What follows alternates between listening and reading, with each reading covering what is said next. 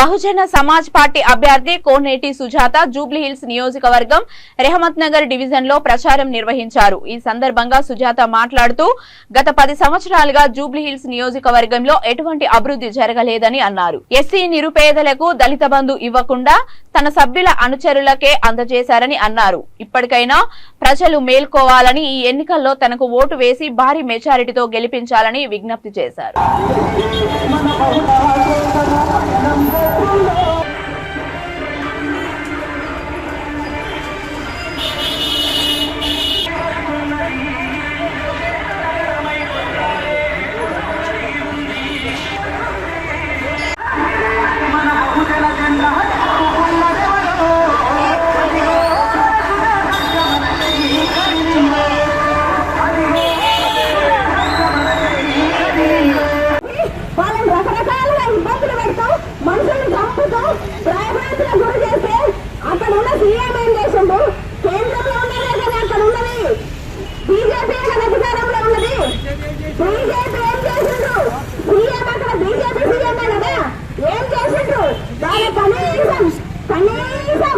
కనీసం వాళ్ళకు శిక్ష వేసినా ఇమీడియట్ గా నేను అడుగుతున్నా.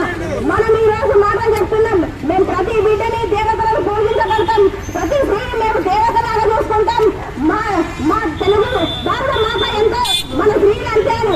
మరి భారత మాత లాగా శాస్త్రులకే మా స్త్రీ యొక్క విలువని భారత మాతకే నింపి వదిలిపెట్టి ఇమీడియట్ గా దాన్ని పరిష్కరిద్దామని నేను అడుగుతున్నా. 75 సంవత్సరాలు అవుతున్నా ఒకరు పోతే ఒకరు వస్తున్నారు తప్ప పాలన మార్పలేదు. రాష్ట్రాన్ని దోసుకునేటోడు ఒకరైతే ఏకంగా దేశాన్ని దోసుకునేటోడు ఒకరు. మన నిరుద్యోగుల కష్టాలు ఎవరికి తెలుసు? మన అమ్మలు అయ్యలు మన కష్టాలు ఎవరికి తెలుసు? ఈ రోజు గ్యాస్ కొనే పరిస్థితి ఉందా?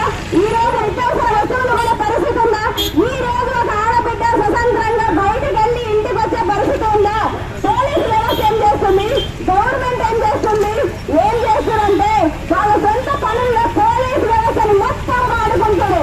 ఈ రోజు ఏం చేస్తున్నారంటే రాష్ట్ర